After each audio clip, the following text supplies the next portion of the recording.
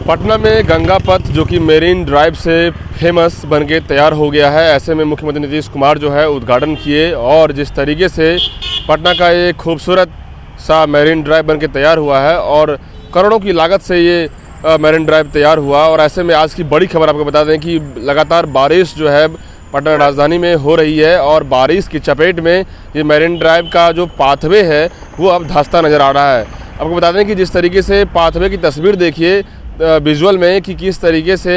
वहाँ पे जो पत्थर है वो अब धंस गया है और ऐसा धंसा हुआ है कि लोगों का हादसा हो सकता है। ऐसे में जो तस्वीर है वो भयावह हो चुकी है, लेकिन सवाल ये खड़ा होता है कि ऐसे में मेरीन ड्राइव के नाम से जो कि पिकनिक हॉट स्पॉट बनना वहाँ पे और लोग जो है दूर दराज से घूमने के लिए आते हैं, सुबह से लेकर रात के 10 बजे तक लोग वहाँ पे रहते हैं, घूमते फिरते रहते हैं, लोग मौज मस्ती सैर सपाटे करते रहते हैं। लेकिन इतनी खूबसूरत सा इस तस्वीर में ये जो इस बारिश की चपेट में जो गड्ढा हुआ है, इतने करोड़ों की लागत से बना हुआ निर्मित ये गंगा पथ में जो इतनी बड़ी दरारें हुई है, इसका जिम्मेदार कौन होगा। बड़ा सवाल तो यह भी है कि 39 करोड़ की लागत से निर्मित गंगा पथ में अब जो है जो काम किए हुए इंजीनियर हैं या फिर जो बड़े बड़े टेंडर लिए हुए बड़े बड़े इसमें ठेकेदार हैं, वो कैसे किस तरीके से बनाए हैं जो कि अब इतने कम दिनों में ही बारिश की चपेट में आकर के ये गड्ढा हो गया है। अब बता दें कि जिस तरीके से मुख्यमंत्री नीतीश कुमार ने कहा कि ये मेरीन ड्राइव अपने आप में फेमस है और लोग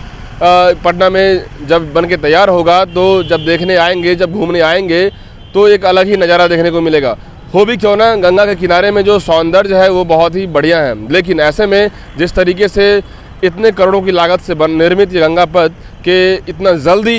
यदि इतनी बड़ी गड्ढा देखने को मिले, एकाएक जो है गड्ढा हो जाए सड़कों पे और पाथवे जहाँ पे लोग पैदल चलते हैं, ये पाथवे का जो गड्ढा है वो वहाँ की तस्वीर है जो पीएमसीएच के पास गोलंबर है, गोलंबर के बगल में ये गड्ढा हुआ है और ये गड्ढा को अभी तक ठीक नहीं किया गया है। लेकिन सबसे बड़ा सवाल तो यह है कि आखिर क्यों गड्ढा हुआ और इतने करोड़ों की लागत से बना हुआ, आखिर क्या कमी हुई जिसके वजह से ये समस्या हुई है। ऐसे में जिस तरीके से पटना एम्स और साथ में दीघा, दानापुर, एक तरफ पीएमसीएच और दूसरी तरफ आर ब्लॉक से ज्वाइंट किया गया है इस रोड को, पटना के तमाम जगहों से रोड को ज्वाइंट किया गया है और खास करके जेपी सेतु के पास जो गोलंबर बनाई गई है वो कहीं ना कहीं बेहद खास है। लेकिन और मुख्यमंत्री नीतीश कुमार जो है कुछ दिन पहले उद्घाटन भी किए थे, उन्होंने कहा है कि फर्स्ट फेज़ का काम कंप्लीट हो गया और कंप्लीट होने के बाद जिस तरीके से बन के तैयार हुआ है वो कहीं ना कहीं अपने आप में देखने को बन रहा है। और साथ में सबसे बड़ी बात तो यह है कि अब दूसरी फेज़ का काम जो है अभी बचा हुआ है। पीएमसीएच से आगे जो है दीदारगंज तक जो रोड जाएगी वो अभी काम बचा हुआ है, लेकिन फर्स्ट फेज़ से काम कंप्लीट हुआ नहीं। कुछ ही दिनों में ये तस्वीर देखने को मिल रही है। कहीं ना कहीं ये तस्वीर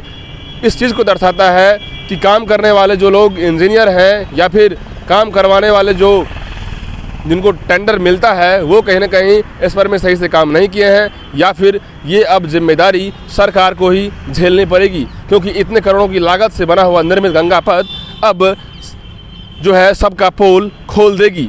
क्या कुछ तस्वीरों में है, देखिए किस तरीके से ये जो है गड्ढा हुआ है और जो वहाँ पे पत्थर बिछाई गई है, कितनी गड्ढा हो गई है। एक पानी जो है बारिश के कारण जो है गड्ढा होना, कहीं ना कहीं इतने बड़े प्रोजेक्ट पर लानत देखने को मिल रहा है। कहीं ना कहीं बिहार गवर्नमेंट और सेंट्रल गवर्नमेंट को ये बहुत ही गलत मैसेज जाएगा। तो फिलहाल इस रिपोर्ट में इतना ही। देखते रहिए ट्रस्ट न्यूज़। बहुत बहुत धन्यवाद।